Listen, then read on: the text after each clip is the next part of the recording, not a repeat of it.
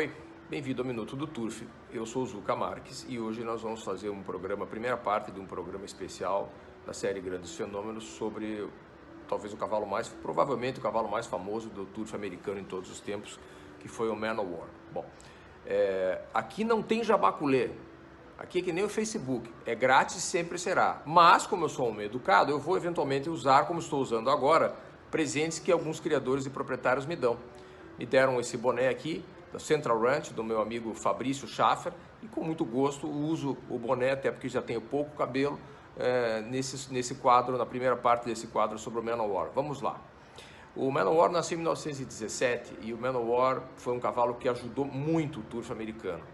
Como nós vimos num outro programa, em 1912, 13 ou 11, 12, não recordo exatamente, um governador de Nova York chamado Charles alguma coisa, Charles whatever, baniu as corridas de cavalo. Teve essa genial ideia e baniu as corridas de cavalo.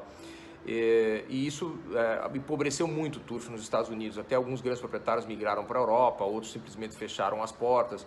O turf teve um baque muito grande.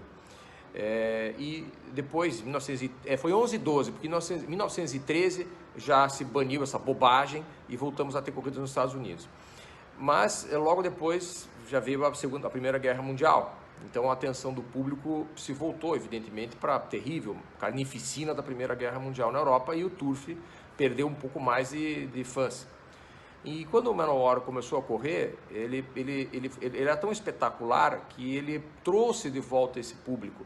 Tanto é que no começo dos anos 20 ele foi eleito pela Sports Illustrated, ao lado do Babe Ruth, aquele famoso jogador de beisebol, como os mais importantes atores do esporte americano, dos Roaring Twenties, né, os famosos Roaring Twenties dos Estados Unidos. Então ele foi muito importante. O Man o' War ganhou 6 corridas a fio até sofrer a sua primeira derrota. Mas vamos por partes.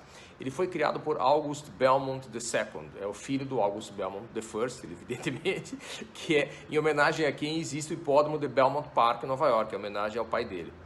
Mas o August Belmont II era oficial do exército e estava envolvido com a Primeira Guerra Mundial, de forma que o Man o' War foi a leilão e foi vendido na época para um rico, um homem de posses americano chamado Samuel Riddle, por $5.000 em Saratoga. Na época, como eu já falei em outro programa, ele, apesar de ter nascido e sido criado no Kentucky, o Man o' War, aliás, ele ajudou a colocar o Kentucky no mapa do turf mundial. Os animais, lembram desse programa? Os animais eram levados do Kentucky para serem leiloados em Saratoga, no norte de Nova York.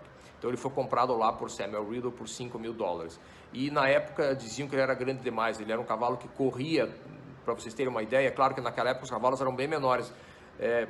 Os surfistas devem estar lembrados que não faz 100 anos, mas há 20 anos, 30 anos atrás, a média de peso dos animais que corriam aqui no Brasil, entre nós, era muito menor.